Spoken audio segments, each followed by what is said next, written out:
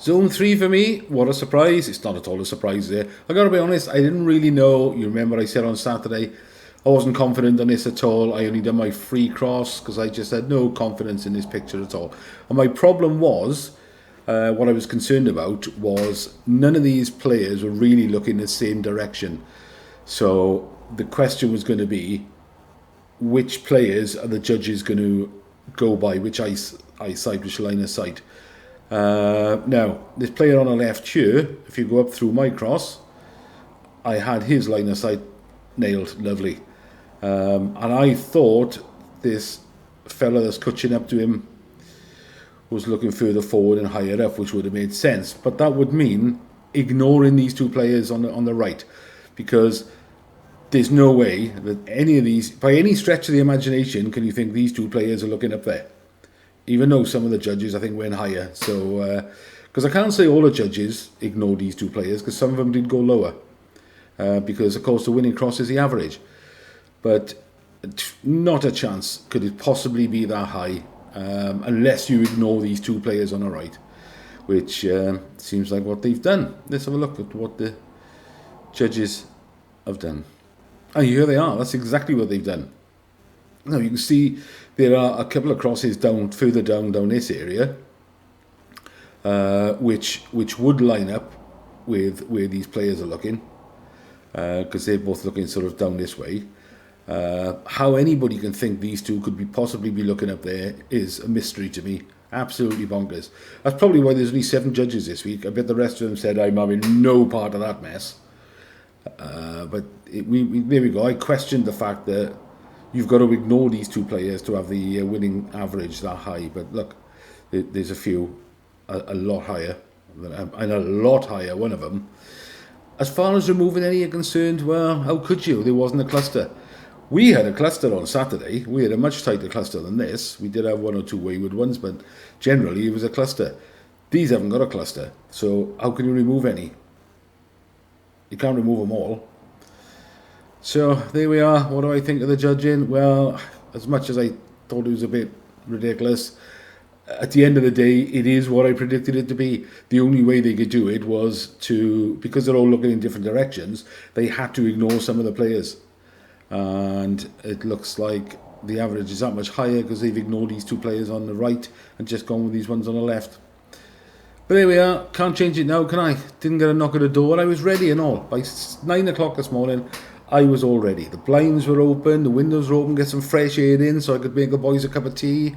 The kettle was half full. Oh, I was ready to go. After I'd been out and looked at my car, I had my favourite jacket ready, clean shoes. There we are. Let's have a look at this week's picture, because it's another disaster, if you ask me. So, Mart, why do you think this is a disaster? Why did you refer to this as a disaster? Because there's no crossover lines as such, is there? They're both looking sort of in the same direction from right to left.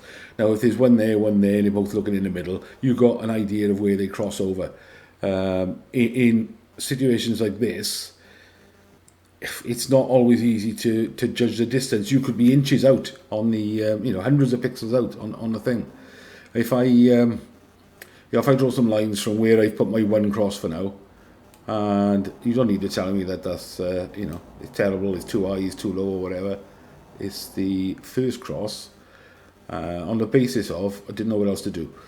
But see, it's sort of, it makes sense from him, and it sort of makes sense for him. But if I was to sort of narrow it even slightly,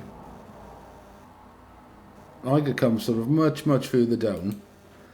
I could put a cross there, which isn't that far out from the eye line of both players. It's only slightly out from both their eye lines. And yet, it's, how many pixels apart is that? That's nearly 300 pixels further to the right. And about over 200 pixels lower. And yet, it's still almost on the same eye lines. It's because we haven't got that crossover point. They're both sort of looking in the same direction. So this one we definitely get, I was wrong last week, but this one we definitely get huge spread, I think, from you guys. Last week it was a lot closer, much tighter cluster than I was expecting. Well, from us, not from the judges. What the judges did is what I was expecting from us. But Yeah, so this is a tricky one. So you can draw lines all day here, but it could be a massive spread. There's only two players that judges have got to go by, but it could be they might see the meeting point as the same distance, a couple of 100 pixels, 300 pixels further over to the left than we've gone. Because if you did that, if you put another one in the gap up there, you'd be in the same boat. You'd still be near the crossover lines or the eye lines, but you'd be a couple of 100 pixels away from where I put that first one. So let me take that one out, because I'm going to stick with that one for now until I see what opinions you guys have got. Usually I'm always the furthest one, either the top, the highest, or the furthest to the left, or the furthest to the right. And then I adjust it then on a Saturday, depending on, sometimes, depending on what the average was. But there's a lot of space around here in the photograph, so I tend to think it's going to be quite high. I don't think I'm far off where I am there, but you guys might think completely differently. Right, let's have a look at Revcomps then. Thursday's draw, I've only got one on this Mercedes GLE, only because it was 70k cash alternative. I thought I'll have some of that. Oh, by the way, I didn't win, obviously. I would have told you by now all excitedly. But I didn't win Revcomps last Saturday like I was expecting to, because it was exactly a year to the date since I previously won a car on Revcomps.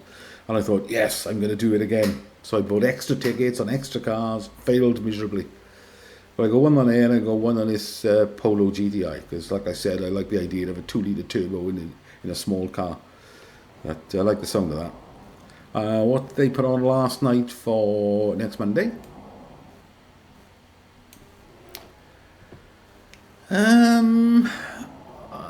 I've done a ticket on this Ferrari because it's 120,000 cash alternative, but it is near enough 30,000 tickets, so high odds on there. Probably might not have been worth it, but it only takes one ticket to win, doesn't it? This Alfa Romeo 4C, I did have a ticket on here as well, even though they're quite pricey, 1177. But it's 40 grand cash alternative, but only 6,000 tickets. So I thought, yeah, do it. Didn't bother with this Passat. No, I like Volkswagen campers, but this is the California camper, and it's very much sort of based outside. Once you've got the bed up inside, there's no room, you can't do anything. Because the whole bed folds out in one, so you've basically got to get out to get changed and then climb into bed. And of course the kitchen pulls out at the back, so if it's pissing down the rain, you're doomed. I like the look of this Tiguan. It's a 4x4 2-litre diesel. I can't remember if I bought a ticket on it. I think I did. Yeah, I think I did. I probably would have, because it's a 4-wheel drive SUV diesel. Yeah, I would have bought a ticket. I buy so many tickets on Revcomps, I can't remember what I bought. Auto draws. Yeah, I've got one on this little Kia Picanto for today. I did have one in this Cupra, because it's like 290 brake horsepower. Thing is mental. Then this popped up with a 30 grand cash alternative. I thought, yeah, go on, I'll have one. I had one on this Jag, and I did have one. No, I had three on this Lotus Emira because they were £1 each. Having said that, it's like 100,000 tickets, but who knows. I didn't go for this Mercedes A45 and probably won't. The thing is with those, they're just so ugly. Brilliant engineering, can't fault them, and I should imagine they're spectacular to drive. But I just think they're so ugly. I just wouldn't want to be seen in one. It's the automotive equivalent of Johnny Vegas. No, I can't be seen with that. So there we are. Let me know how you got on, guys, because I'd be quite surprised if anybody else, apart from the winner, went to that height that they did. I just can't see how you could possibly get there. There's no logic to me about how that can be that high. Other than you have to ignore some of the players, which I suppose makes sense. And leave a coordinate for Saturday so we can make another video, see where we think the average, because I think our average was nowhere near this disaster. Anyway, cheers for watching, guys, and good luck to everyone.